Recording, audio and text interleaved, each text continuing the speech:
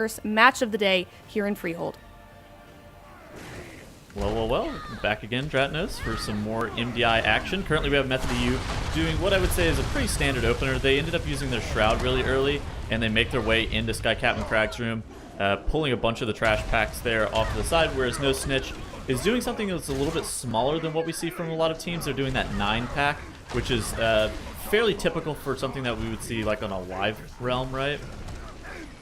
Yeah, so they're playing this double hunter composition that's going to be more about the medium-sized pulls than the really big ones. Whereas Method EU has that Death Knight, so they're really trying to do the big pulls and make that Death Knight just go off like we saw Fragments do on that very first pull. And that is going to lead Method EU right into this first boss fight, while No Snitch still working on cleaning up this pull that was somewhat smaller than Method EU's first pull. I wonder how it took No Snitch so long to be able to deal with just that first pack. Like, I feel like the pack had to almost get separated somehow. Like, maybe it's just, like, not proper use of Binding Shot or something like that, and the pack just kind of gets... The pack does naturally, like, those Corsairs leap on the tank and random players, and so they separate themselves. It's very, very difficult sometimes to control them. Looks like No Snitch, though, going to do another medium-sized pull here, 7 enemies that will spawn the boss. So they're going to be doing a little bit more pulling before this first boss. They should have a little bit more enemy forces afterwards as a result, though, so they're not necessarily behind as a result of this.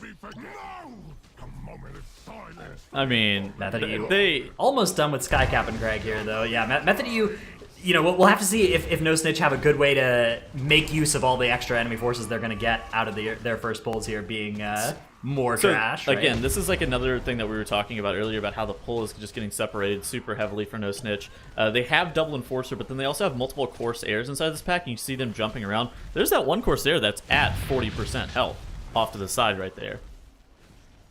Yeah, that thing is... It leaps on somebody with that Poisoning Strike, and now it's not in the AoE. It's not getting hit by those Beast Cleaves from the Hunters, and that means that they're going to have to devote some extra damage into it at the end of the pull. And that can be a thing that very much slows down the pull.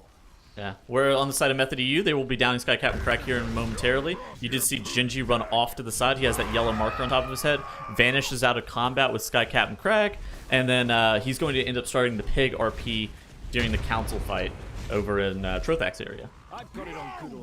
Yeah, so that is one of the things that a rogue can do in Freehold. Rogues have a couple of useful things they can do in this dungeon, but one of the strongest is sneaking ahead and starting RP while the rest of the group is doing, you know, the end of a boss fight or a trash pull or something like that.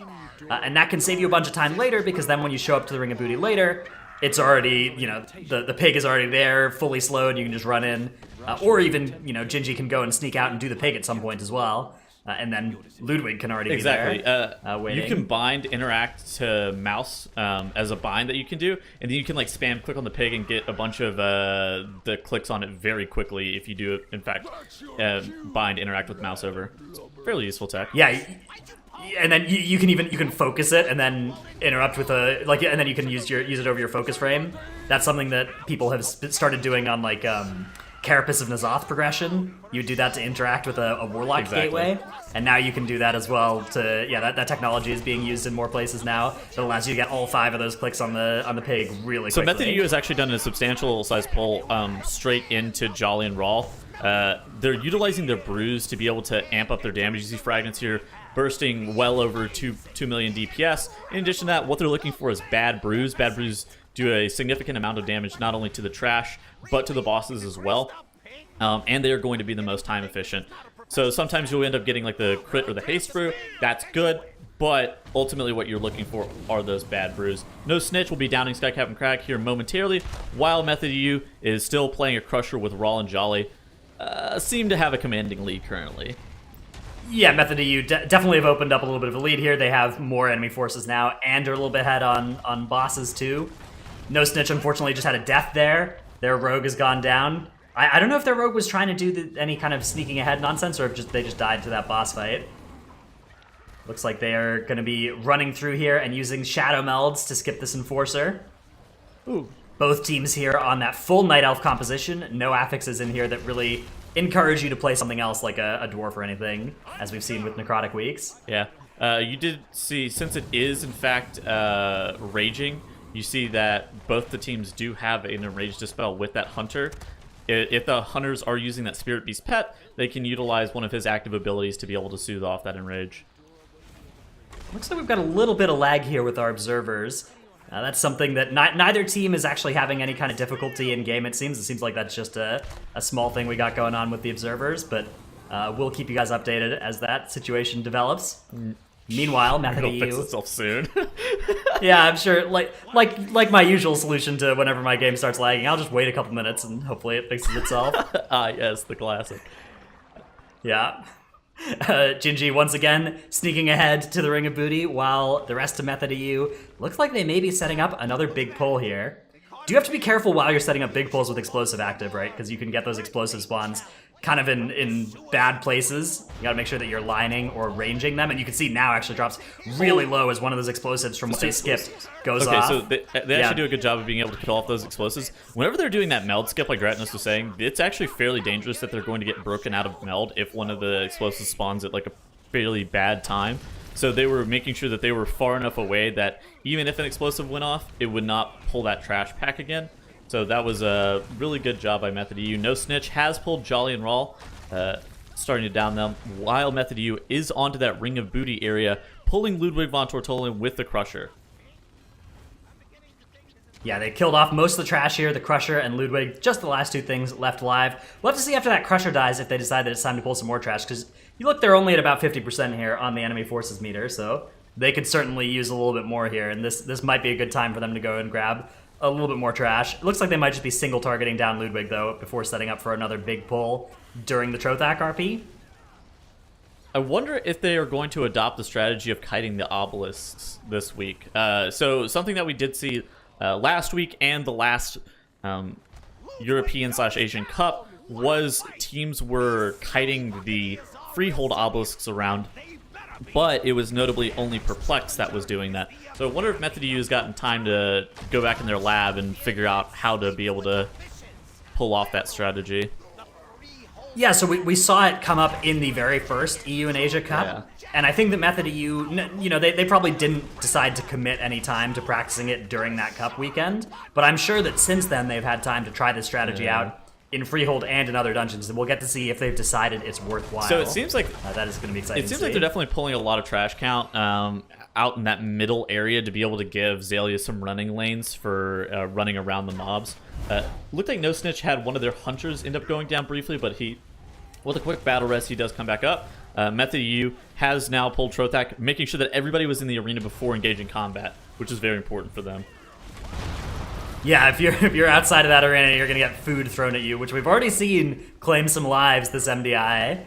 That's one of the least fortunate ways for your team to lose some deaths on the scoreboard. All right, Trothak is now alone. Almost all that trash has been dealt with, and that's good. That means the explosive threat on the fight is pretty much over. They're just gonna have to deal with executing this boss fight, though it is a Tyrannical boss fight, so this Tyrannical active versus Fortified and Freehold does make those boss fights, of course, take longer and do more damage, as that is what Tyrannical does. Yeah, it looked... They're going to pull some neutrals in now, get a little bit more count here. They're approaching 80% now, so we'll see if they have enough or if they're going to do one more pull in this area. If you're right, then they probably... It looks like they've cleared enough of a runway now for Zalia to do the kiting, if that is their plan. So I suspect you're right here that they are going to do that because of the trash that they pull. Yeah, because ultimately they're only going to need 90% enemy forces count before making it towards that Ravager area near where Harlan Suite sits. So if they were able to get up to 90, they're probably going to do like one more pull right after Trothak and then make their way towards the Harlan area. Maybe they do both of the Ravagers. Maybe they Cannonball Barrage the middle pack, but I think there are distinct strategies. I think Cannonball Barraging is like almost a distinct strategy from kiting the obelisks, because one of those you need a healer and the other one you need a healer for kiting mobs. Yeah, so what you're talking about, that Cannonball Barrage strategy, it's not something we've seen in MDI last two weekends because Bolstering was active, and teams don't really bother with that strategy with Bolstering active. But basically on the Harlan Suite fight, those cannonballs, you can use them to kill that trash in the middle of the room where he spawns. That's a good way to get a lot of count. But I don't think it's really possible to do that and kite the awakened enemies. I think you have to choose one of those two strategies and get the benefits of one strategy, but pass up on the benefits of the other. Looks like No Snitch has actually done a pretty substantial sized pull going into the Ludwig von Tortollen area. Yeah, look at their damage meters. Their tank on top of those meters. Oh, finally overtaken by one of their damage dealers. That is always something that's nice to see. I don't know what you're talking Oh, about. tank back on top. I believe that a Twilight Devastation may have procced, although I'm not sure. That's He's also usually playing the culprit when the tank is at top. I've been watching him. He's actually playing Marek this Fang. I'm pretty confident in too. Nice. Which, that's big that's the damage. Divine Shield special. I think we haven't seen any other tank except for Divine playing that Marek this Fang. So it's really big damage for a Prot Warrior if you're able to channel it. The downsides are that you're not able to press any of your mitigation. Whoa. And look, Method you are actually doing a big pull in the Ravager area. I don't know if we've ever seen this pull before. Interesting. I mean, it's got the... Is the Officer in that pack too? Yeah, okay, so the officer's in here that pack. with the oiled blades. So for those who don't know, the Officer actually does like an oiled blade ability that will end up going on your tank. It is dispellable, but it is fairly dangerous if it sits on him for too long. So I believe it is reflectable as well. Oh, interesting. So we may have seen now. Oh, I guess now's Reflect is available, so I don't think you're It's such a seldomly pulled pack that I wouldn't have ever have known that. All right, so Method U does have. I'm a not actually trash sure. count. Yeah. So they're electing to not play the not Cannonball Barrage, that middle pack that you see right there on screen currently. This is going to be a kite as well, because since they're at 100% count, that means that they're not planning to use the count from the Awakened Obelisks. So I think we're going to see Zalia go on a little bit of a stealth mission here. Not a stealth mission, I guess, but a mission here with the those Awakened enemies. You'll see that now and everybody else are going to be attacking Harlan. Gingy's going to go help with Tricks of the Trade, and Mira's with Misdirection. Get some threat onto Zalia of those Awakened enemies, and Zalia is going to be off to the races. He is not going to be participating in the Harlan fight. He lands that... I actually don't know if he even debuffed Harlan with that Mystic Touch before getting out of here. He may not have had a free global in all of the excitement of picking up 4 Awakened enemies at once. And he is going to be off kiting Awakened enemies while the rest of Method EU fight Harlan Sweet all by himself. So something that I'm interested about is I wonder if it's actually worth doing this strategy, since you can use effectively the free cleave from the Cannonball Barrage that Harlan Sweet does to be able to kill off that middle trash pack. I know Method NA didn't believe that even kiting the obelisks in a Taldazar was worth time-wise. So if that is the case, like you're missing trash count from the obelisks themselves, and then you're missing the additional trash count just from the Cannonball Barrage pack that gives about 10 enemy forces count. So you're probably effectively missing what is, let's say, 15%. And then the alternative is that you get to save damage by not hitting the boss, but your healer also loses his DPS, so is it really worth, right? It's definitely still a time save to not be doing those Awakened enemies with the boss. That's a lot of health that you're removing from the It's a time save to not do the Awakened enemies with the boss, but is it a time save to not do the Awakened enemies with the boss if also the opportunity cost is not doing the middle pack with Cannonball Barrage? Maybe, yeah. I mean, the middle pack with Cannonball Barrage is something we see a lot of teams do, although not everybody even chooses to do it when, like, chose to do it last season, right?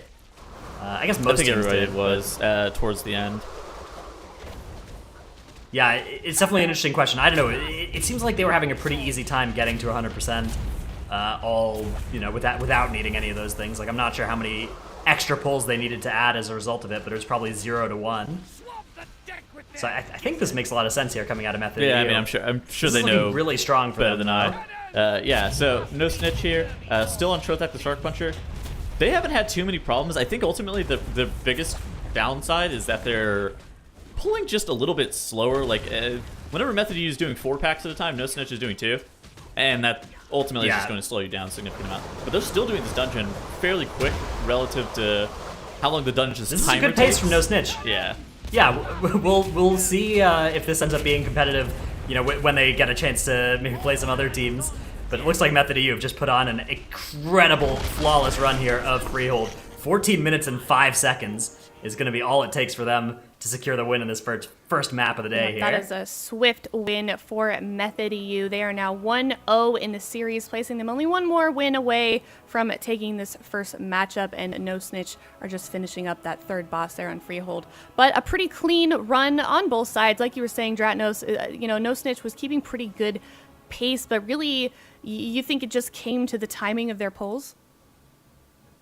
Yeah, you know, nothing really went horribly wrong for No Snitch. It's just that they had some smaller pulls going on, and so they were halfway through the dungeon when Method EU's bigger pulls ended up working out perfectly and finishing the whole dungeon. And I mean, where do we think that came from, Settles? Like, did they just not want to take the risk, or what was the difference maker for them here? I mean, I think it has to come down to practice, right?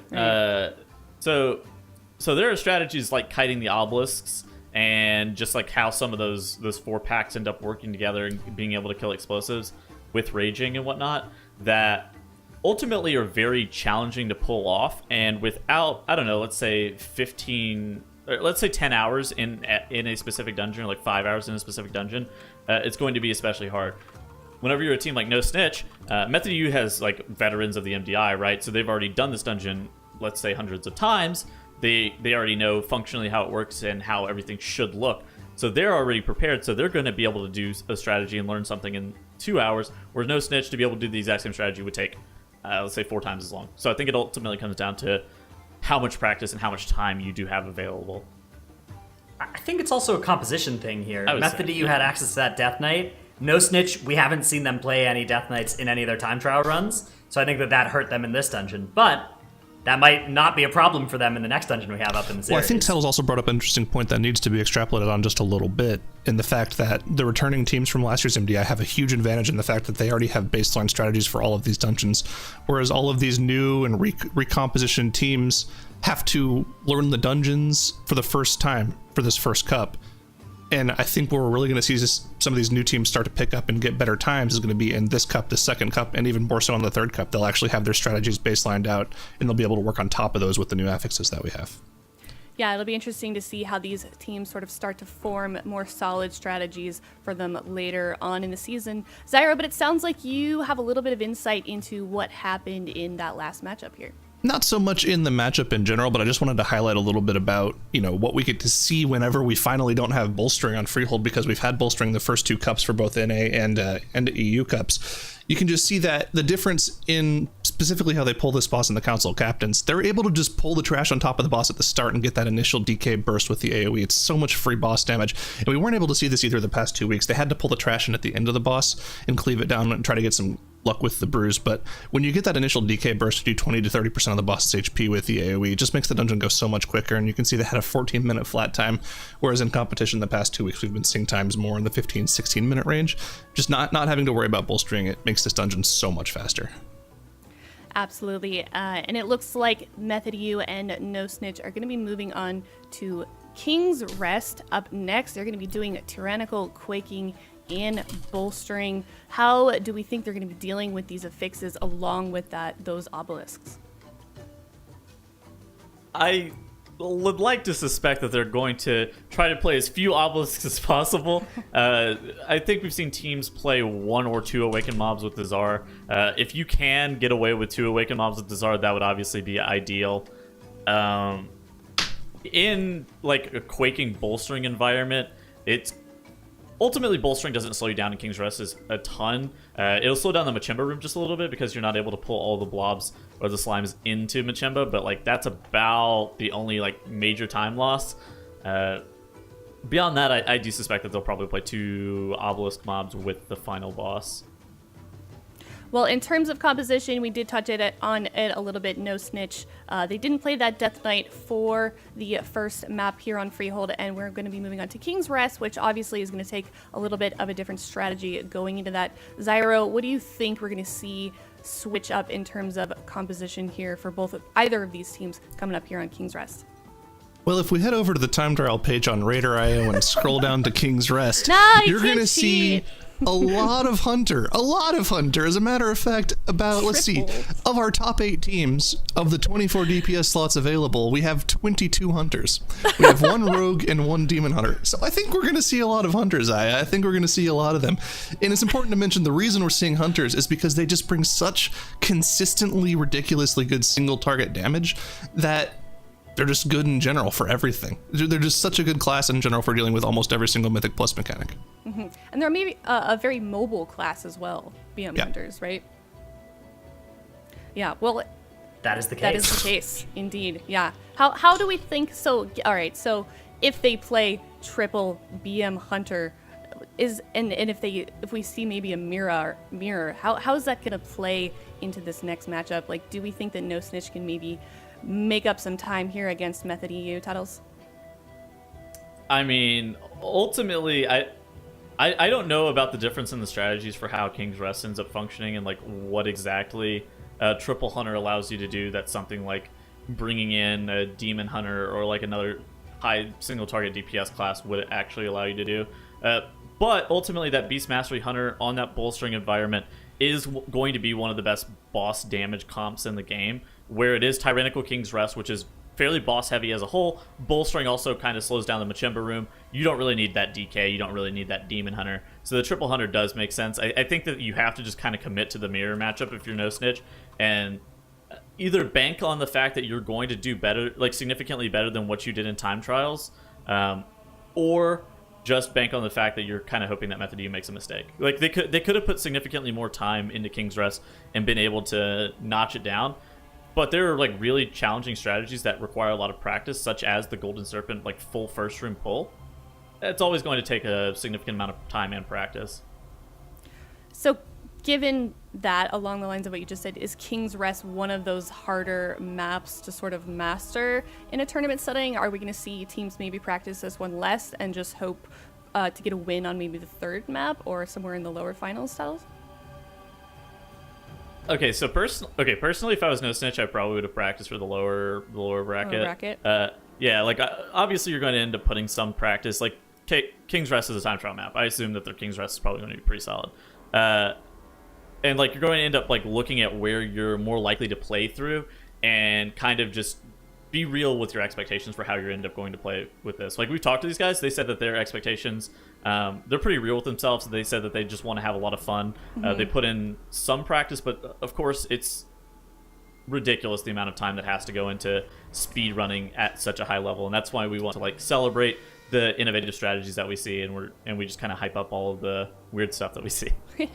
Yeah, I mean, this team did tell us they were playing only 2 days a week for 3 to 4 hours. Does that sort of show that even though this team may not be getting as much practice in as, say, a team like Method EU, they're still here in the top 8 and they're putting up a pretty good fight? Zyra, what does that say about this team in general? Oh, sure. I mean, make no mistake, being the 8 seed, people are like, oh, yeah, they've got no chance of beating Method EU. But you have to think we had several hundred teams sign up for the MDI. Making top 8 is no joke. It's difficult to do.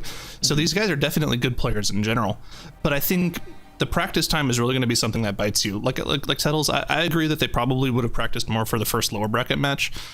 And King's Rest is definitely a dungeon that you really need to put a little bit of extra practice time into. I'd say of the dungeons that we saw throughout the entire past year of the MDI, King's Rest probably had the most innovation in terms of routing, because it is a dungeon where you're pretty much on rails the entire way through. There's no real mix-up of how you can do the dungeon. And on top of that, adding in the Awakened Affix, giving extra mob count in a dungeon where there's really not that much extra mob count to be had, it opens up so many new pathways for these teams to see, and we've seen so many different routes from teams. We don't really know what the best strategy is so far for Awakened to this dungeon yet. So I think it's going to be difficult to see them pull out a win here against Method EU.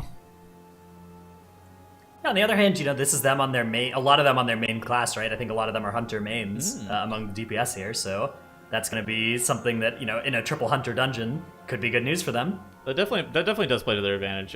Being although it is also Method EU does also have 2 hunter mains, so on the other hand, that is quickly backtracking. I see. You were so close, and then you had to throw that in there. Yeah. It's tough out there. Hunter really good right now as well, so this is going to be exciting to see, I think. I think we're going to see really the power of that spec on it showcased, to its fullest for the first time in the MDI. You guys haven't called them green rogues yet, have you? No. Hunter's the new belle of the ball. Okay. All right. Good. Everything is a red hunter or a yellow hunter. Well, let's talk about their healer a little bit too, because Mistweaver is something that we did see sort of dominate in the time trials. Occasionally, we did see that Holy Paladin. What is that spec going to be bringing into their advantage here for either team, Zyro?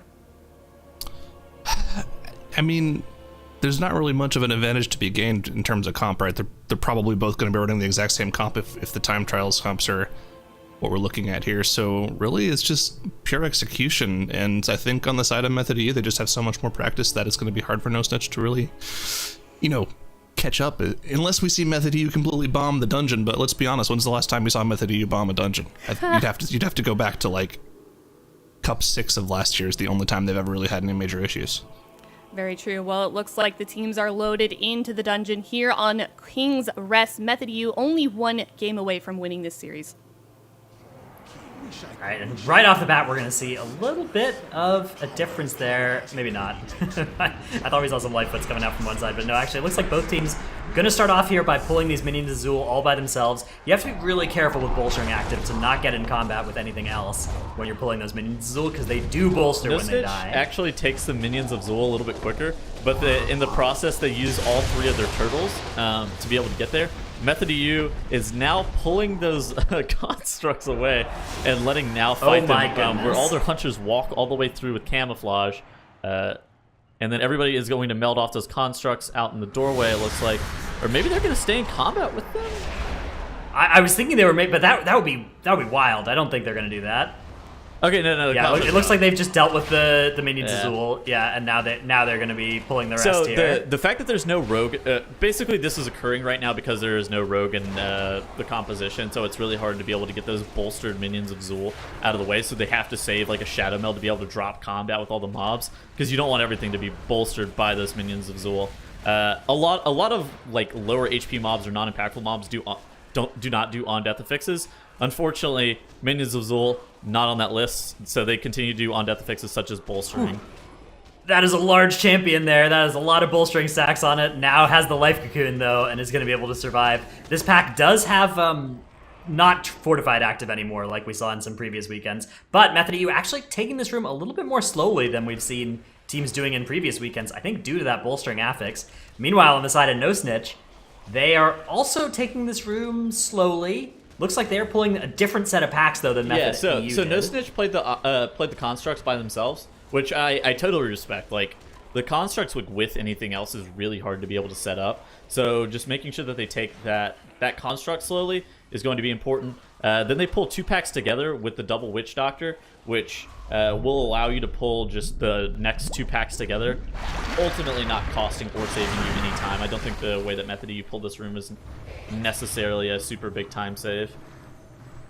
Yeah, Method EU did kind of a bigger pull and then a smaller pull, whereas No Snitch is doing 2... I guess they're doing pretty much the same pulls, actually. Pretty much the same combinations of enemies, just from different parts of the room in each of their pulls. Meanwhile, Method EU, they are fighting this bolstering boss with 2 of those awakened guardians. So this is going to be... They're going to have to be careful here with their cleave. They need to make sure that they're dealing damage to these enemies at about the same proportion to their health bars. Otherwise, they're going to bolster the Golden Serpent, and that would be bad. I mean, that'd be kind of funny, but it would be bad. It would be bad for Method EU, and it would be good for us, as it would be funny. So No Snitch here is going to be downing the last warrior before shortly pulling the Golden Serpent right after. Again, like we were talking about, so No Snitch ended up killing all those constructs, so while No Snitch is 13% trash count ahead of Method EU still has those guardians that they're probably going to pull into that gauntlet area just whenever they get time, just because of its efficiency of cleave. Method EU down to 35% of the Golden Serpent, while No Snitch has now started that loss. Yeah, and they're doing a good job here of doing more damage to the Golden Serpent than those Guardians. One of the nice things about BM Hunters is that they can pretty much turn off their cleave at no cost to their... Well, at some cost, but not a serious cost to their single target damage. They're not... You know, something like a Demon Hunter, it's kind of impossible for them to stop blade dancing things. And Prot Warriors, you know, their damage, a lot of it is kind of impossible to turn off the AoE component of. Beast Mastery Hunters, the AoE is a choice that they make, so they can turn that off in order to keep the bolstering from being a problem. Janus, I don't know about you, but I know that whenever I play Beast Mastery Hunter, if I see multiple targets, I have to multi-shot. Get my Beast Cleave rolling. Yeah, your screen just becomes a giant multi-shot button until you click Precisely. it. Yeah.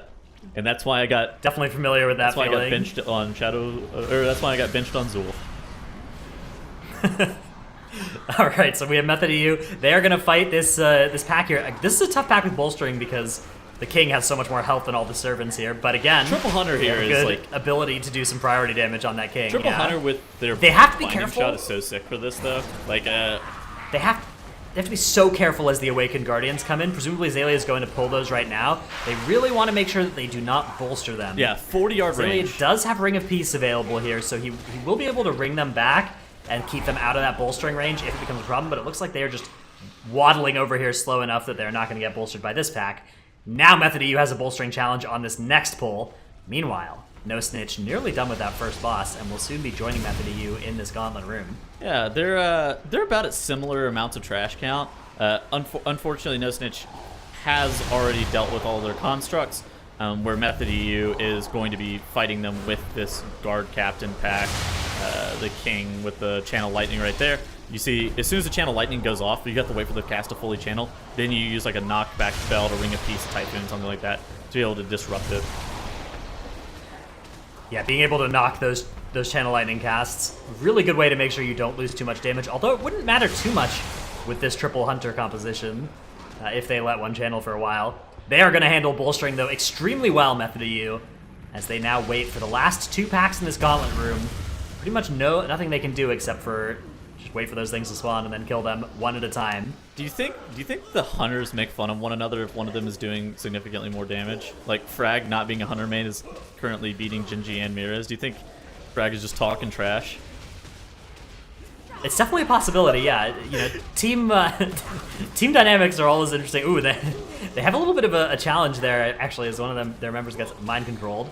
They do have a nether ray out, though, so they're able to dispel that. Yeah, interesting. You know, so a lot of teams have different styles of communication in the middle of these matches. I think, though, that joking around is something that happens a little bit, but they're probably mostly pretty focused, I'd say. You know, no matter what the match is, I think they're taking it seriously. Yeah, No Snitch is actually not as far behind as I suspected that they would be by virtue of playing those constructs with just like out in front by themselves. It sets you pretty far back. So the fact that they're able to still be within striking distance of like a Method EU mistake is pretty good, I will say.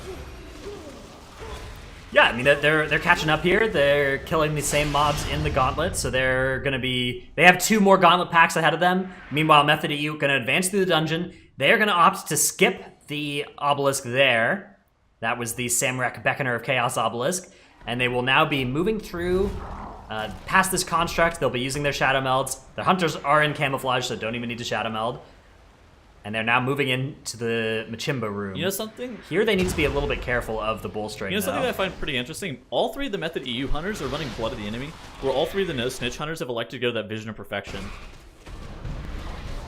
Yeah, that is definitely interesting. The Blood of the Enemy comes with a little bit more of that burst, whereas Vision of Perfection, presumably a little bit more sustained single target damage is what they're going for on the side of No Snitch, yeah.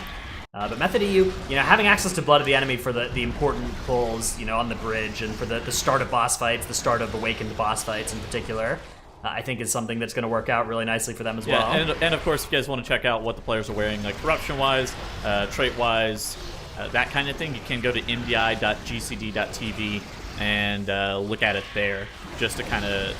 I will give you a brief hint, though. The Hunters are playing the crit corruption. That's the corruption that they have on their stuff.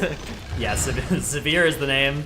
It is increase the amount of critical strike you gain from all sources, and that is extremely good for Beast Mastery Hunter. Also, interestingly enough, all 3 of the Method EU hunters are playing Killer Cobra, where I think all 3 of the No Snitch hunters are playing that aspect of the Beast. That is so weird. That's kind of the opposite of what you expect, right? Yeah. Yeah, so Killer Cobra is kind of a single target, you know, focus thing, a thing that you'd use on smaller number of targets, whereas Aspect of the Beast, something that works better in bigger pulls. Yeah, so you'd kind of expect Vision the Perfection team to be, yeah, exactly. Yeah, to be on the Killer Cobra. That is definitely a good catch, Tettles. Beast Mastery Hunter expert Tettles. I've been playing my Beast Mastery Hunter for a week after watching how OP it is, because I feel like I am somebody who would be capable of playing it. That's a big commitment you're After making. watching my favorite streamer Dratnos, I am convinced that I could play it. Okay, fair. That's fair. Method EU working now on Machimba. Meanwhile, No Snitch have all of the trash before they can engage him. Okay, so Method EU had a pretty cool strategy there. I'm not sure if you caught this, Tettles, where they... Jinji is down, and they have a Purification Construct. Method EU, somehow that Purification Construct has been pulled into this room. I think that was intentional, but unfortunately it looks like it is murdering them. Yes. So that part was definitely not part of the So plan. the Purification Construct looked intentional. The 3 mummies that got cast off, probably not intentional. Yeah, I think that part there where they wiped was not in the route. So they, Is that they need to adjust for that. Is that part of the Dratnos expert route on Raider.io? That is not. No, that's not the move. Luckily, they do have one hunter survive there, Frag. with the feigned death, and they're going to be able to get everybody back on their feet without losing too much time here. But that opens up an opportunity now for No Snitch, our challengers, to maybe try and steal a game here from Method EU. They are still a little bit behind on their pulls, but they are pretty close to caught up now with Method. And Method are going to be attempting this boss pull with that Purification Construct. I think But they need to make sure that they don't all die again. I believe that No Snitch will probably need like one more mistake because of how safe that they're taking this room. Like you were talking about, Method EU did the constructs with all of the blobs, ended up taking the blobs to the far side than the opposite side of the constructs to be able to kill them and make sure that they didn't bolster them, right? So it's like, or what are these, Binding Shot to be able to keep those blobs in that place? Yeah, so they kept them on one side of the room when they dragged the constructs to the other side after their first entomb. It was a really cool strategy coming out from Method EU that we were perhaps a little bit busy with memes to notice. Oh, we have a mummy coming out again, though, on the side of Method EU. I wonder if this is intentional again. This might be to trigger their rapid reloads. So now they have 3 enemies active at once, and they're going to be able to have those multi-shots, reduce that aspect of the wild cooldown. I think that might actually have been intentional, them opening up an extra mummy out of the cage here. I think you may be right. They have enough interrupts, right, for it to not do anything. It almost gets a cast through there. I mean, in addition they to do that, have to be really careful. Like, even if the cast does go through, Zalia can revival off that mummy's cast. So that mummy, he puts a disease on the whole entire group. Most people probably have never seen this mob, but he puts a disease on the whole entire group whenever the cast goes off, so you can either kick it or you can dispel it. And with Zalia, say he's pooling that revival in case there is a mummy that goes off, then they would be otherwise okay. Yeah, you say most people have never seen that map. I don't know what groups you've been playing in Tettles. I don't know how you managed to find people who are smart enough to only click the right coffin.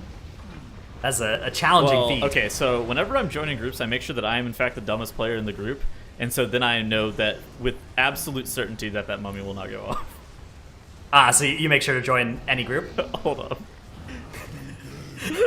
Alright, so we have Machimba going down on the side of Method EU. As the construct will die just afterwards, another flawless bolstering execution there by Method EU. As they move into the bridge here, they are still a little bit ahead of No Snitch, but with a full wipe on the board, well, not a full wipe, but 4 deaths on the board, that is going to be 20 extra seconds that will be deducted from their time at the end of the run.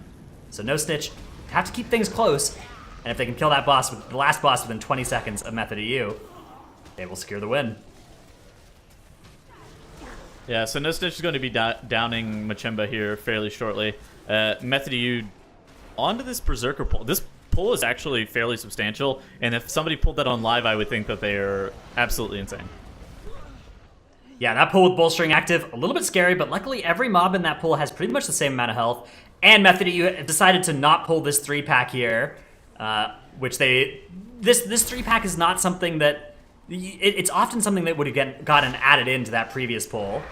But here, because I think of the bolstering, they've decided to leave it for afterwards. Yeah. Doing a really good job making sure that they don't pull that brute, too. We've seen stuff in the past where rogues will end up using, like, distract or just other things. Method EU is electing to not pull any of the obelisks right here, so that I believe... What is are they going to do 4 with Czar, or are they going to kite obelisks in King's Rest, too? There's no way, right? There's no way you can do the Czar without a healer. There's no way that you can kite obelisks in King's Rest, right? Is there? Is there no way? I feel like there's not enough room, but I think that... Okay, so they definitely haven't played an obelisk yet. I have no idea What if you just kite around half of King Dazar's room and you fight King Dazar in the other half of his room? Let me pull up their time trial on Raider.io, because I remember their time trial for this was like 1940-something, and it was like... It was astonishingly quick whenever I looked at it. Blazingly fast. Yeah. They're not on pace to beat that time as a result of that wipe that they had in Machimba's room. No Snitch, though, are really not far behind at all here. They are absolutely on pace here to challenge Method EU. They are just about 1 pull behind, as they will probably be going to do some obelisks next. All right, so... That's kind of a more standard strategy than what Method EU have been doing here. Yeah, it looks like they're grouping up around one of those obelisks, and they'll be using that to get to the 3rd boss room. So they're going to take a little bit more time to get to where Method EU is right now, but... They will have 1 fewer awakened enemy, and Method EU may be setting themselves up for a very challenging last boss fight that could potentially wipe them once again. Let me just lay it out as a point of reference. So Method EU and Perplexed, who are the 2 teams that we've actually seen kite obelisks in the European region so far, had a 19... So Method EU had a 1957 King's Rest, Perplexed had a 2014 King's Rest. The 3rd place team on KR was Paint for Fem with a 2119. So you have to expect that they're probably doing very similar pulls. So you're kind of wondering where they got a minute and a half time disparity. If, like you said, they do kite the obelisks, that would be kind of wild. I don't think Dazar is a boss that you can just do without a healer, right? I think they're just going to play them. Yeah, so they're going to do, on Tyrannical, Quaking, 19 King's Rest, they're setting themselves right now to be fighting 4 awakened enemies with King Dazar. I have no idea what that's going to look like, but I cannot wait to find out. It's either going to be beautiful or catastrophic, and probably no in between. No Snitch here, playing Voidweaver Malthier, has made their way into the council room. They're putting themselves in a spot where they could capitalize on a Method EU error. Yeah, it's easy to imagine something going wrong if we are correct and 4 awakened enemies are going to be crashing down on Method EU with King Dazar. No Snitch absolutely in position here for one more mistake on the side of Method EU to open up a big opportunity for them. As we see that massive prop warrior damage now building up from the Merecth's Fang and the strength of the Warden Major. Unfortunately, how do you feel about Merecth's Fang being so commonly used, even on non-strength wearing classes, Stratnos? Yeah, it's a little wild. It's a crazy world we live in where that strength trinket is extremely popular among agility classes. You have to get it traded to you if you're looking to use it on live, or alternatively, like you can just buy it from the vendor on Tournament Realm. Yeah, on the Tournament Realm you can get it at 475 on your agility wearers, but on the live servers you can really only get it at 465 because you can't get it out of your weekly box, as you are not eligible to, like, you don't have it on any of your loot tables. Interestingly enough, Method EU actually leaves that Thundering Totem alive from Zanzal the Wise. Okay, so basically the Thundering Totem will only end up affecting Zalia's casting if it ever locks him out, but it doesn't affect any of the hunters, so that's actually a really good strategy for them to be able to save just a little bit of damage. Yeah, if it's something that only affects the healer, no MDI team in the history of the MDI will ever do anything about that. They will just make the healer deal with it. That is the culture of this tournament. Okay, so pretty big pull here. You actually did see a leg sweep. It looks like everybody's like pulling all the way through. They're using the Ring of Peace to kind of keep all the mobs in the doorway. Everybody's going to look to feign death. Zalia goes down, though, and they're going to have to find a way to get him up. They have their battle reses, but their battle reses are the ones that require them to be in melee range. So now is going to be pulling these enemies back. Grabbing him. Yeah, with that B-res, and luckily Zalia's position. This is okay. This is gonna be Zalia's Shadow Meld is still available. Now's is not, though. Okay, so they're lining all the mobs to try to get them in. That Raptor's still kind of standing there. If the Brute patrolled through the Raptor, it could have pulled the Brute. That would have been pretty bad. Yeah, this is Mira's Raptor under a lot of attack here. Does get the life cocoon though, in order to stabilize. This is the very scary point where somebody in your group says, "Don't pull Zul, haha." Okay, or they intentionally. And now it's going right into Zul. They are just doing Zul with some extra enemies. Mira's taking a lot of damage from that poison on him. Looks like the poison may have cleaved onto multiple people. Turtle going to be used there, but that's going to extend the duration of this Zul encounter. Mira's now going to stand on that void zone. That's causing a lot of damage, and he's in an Eye of Corruption as well, it looks like. Whew. Mira's has just been getting beaten up in the past minute. This is sloppy for Method EU, I think. Yeah, Zalia gets lobbed backwards by that Deadeye shot, transcends back to where he was next to Shadow Zul. They're going to have a free transcendence triple there. bolstered Beastmaster. Yeah, they did a good job there of not bolstering Shadow Zul itself. That's the kind of thing that you really do want to avoid having bolstering stacks. Yes. The classic bolstered Shadow of Zul. So they're 93% trash count. So there's no way, like, they would not feasibly kite the obelisks here because they need the count. Yeah, they are planning to get count from those obelisks. Let's see exactly how they're going to do this. Very scarily. Yeah, so they're starting off on the right-hand side of the room. Void the mouth here. That's the kind of standard obelisk to start next to, as it is one of the hardest awakened enemies to move. They are grouping everything up here. Blood of the Corruptor, not too much of a problem for this composition, as they are ranged and very mobile. Also, Urgroth Breaker of Heroes, not exactly the most dangerous for this composition either, because of that triple hunter. They are able to run those 4-hound pets, which do have that pet ability, which gives it an additional DR. Yeah, so they can take turns taunting that and having their pets use that defensive, and I don't think they're going to have any of their pets even die and get revived. So that is very nice against Urgroth Breaker of Heroes. And yeah, this is actually looking really good for them. They've killed off Woodweaver Malthier, as of course their interrupts are fairly Yes. long cooldown. So that was the first priority there, was to get that thing dead before they ran out of interrupts. Woodweaver Malthier is actually a 4 melee kick rotation most of the time. Of course, there are 3 ranged kicks and 1 melee kick in this composition, so Woodweaver Malthier would definitely be the target of priority there. Then Sam Rex seems like the next logical conclusion, because like you were saying, Blood of the Corruptor, not especially dangerous for this comp. Like the room is fairly big enough to where you can just kind of kite it out and be okay. Yeah, it'll be annoying for Zalia, but probably not too much for anybody else, as now is moving with all the mobs, and hunters really don't care where they are in the room. Dude, Urgroth is Urgroth, last priority, doesn't do anything against their composition yeah, here. okay, so it's got They've Dark Fury. completely neutralized it with these Beast Mastery Hunters, who are affected by... It basically mitigates both of Urgroth's abilities, and he's just sitting there doing Dark nothing. Fury is that big circle, so that's just a minor inconvenience for now to be able to get out of. All 3 of the hunters will do full damage the whole entire time, and then the pets are just taunting this cast every single time. That's pretty good by Method EU. Now they have summoned Tazala, the mounted portion of this encounter, and with that triple hunter, I expect Tazala to die fairly quickly. They use all 3 of their turtles there to avoid getting feared. I think this is pretty much in the bag for Method EU. Yeah, it looks like they have gotten through the hard part of this fight. We were expecting that to be difficult, that 4 obelisk, but they made it look pretty clean. And they have made it to 100% on the enemy forces meter. Zalia, though, taking quite a bit of damage. They do have 1 battle res if something were to go wrong, though. I mean, yeah, it still looked incredibly dangerous. So Method EU is probably going to finish around the 22-minute mark, and just to think that they had a 1957 on this in time trials is kind of wild, I will admit. Yeah, this is, you know, a sloppy run from Method EU, but still a very fast time in this dungeon, all things considered.